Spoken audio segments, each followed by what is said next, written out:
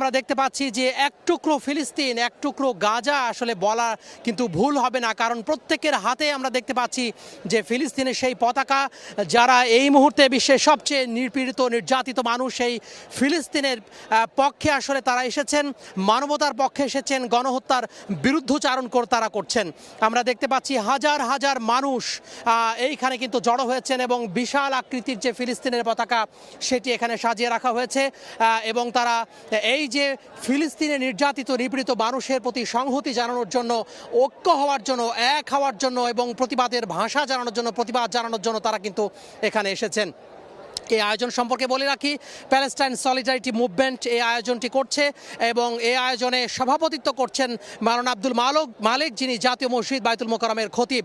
মূলত এখানে যে মূল মঞ্চ রয়েছে সেই মানুষের মঞ্চে কিন্তু আসলে সেই আয়োজন কিন্তু হতে যাচ্ছে।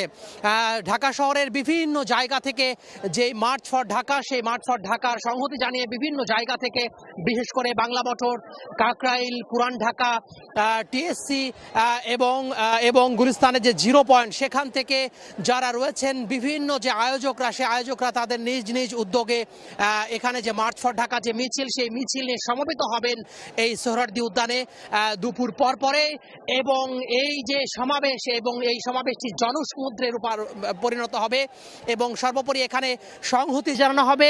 পাশাপাশি যে মূল মঞ্চ রয়েছে সেই মঞ্চ থেকে এখানে ঘোষণাপত্র পাঠ করা হবে। এরপরে মাওলানা আব্দুল মালেকের নেতৃত্বে মোনাজাত হবে। মূলত এটি হচ্ছে মূল যে পুরো অনুষ্ঠানের যে কর্মসূচি, সেই কর্মসূচি।